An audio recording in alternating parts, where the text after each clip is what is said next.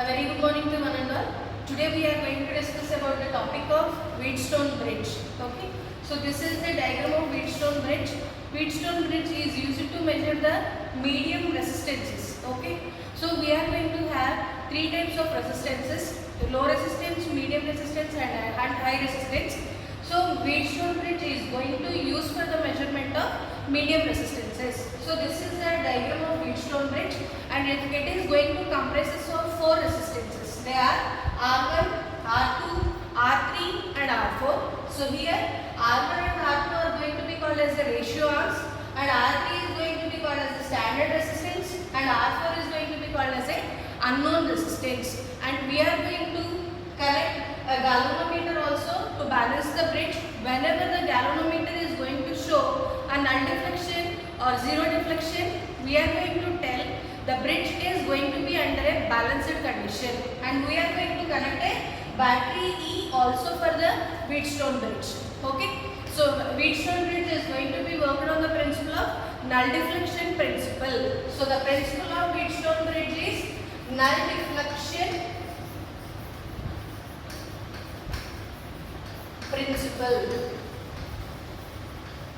So first of all, we should consider the current flowing through the resistance is R1 and R3 will be same. So that the equation what we can write is I1 is equal to I3. So this means that the current flowing through the resistance I1 must be equal to the current flowing through the resistance I3. And second one, the current flowing through the I2 must be equal to I4. So I2 is also equal to I4.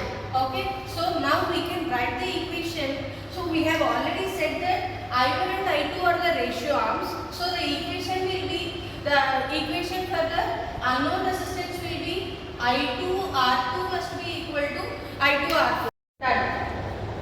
The balance condition of the bridge is, here we are going to take the two resistances I1 into R1 must be equal to I2 into R4. So the balance condition of this Wheatstone bridge is I1 R1 is equal to I2 into R4. So we have already said that I1 must be equal to I3 and I2 must be equal to I4. Then we are going to write the battery equations.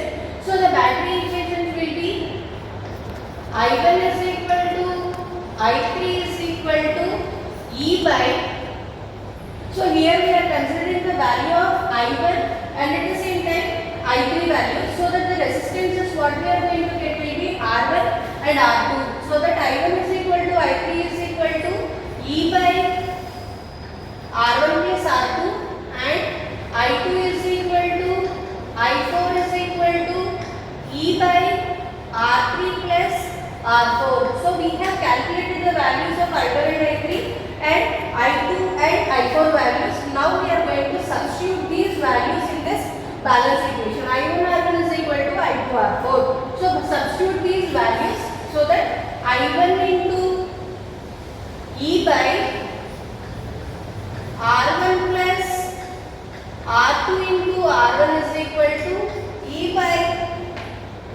R3 plus R4 into R4. So both sides we have E as common. So we can cancel this even.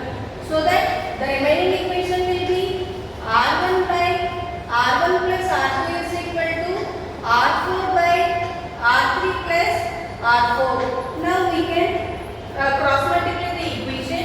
R1 into R3 plus R4 is equal to R4 into R1 plus R2.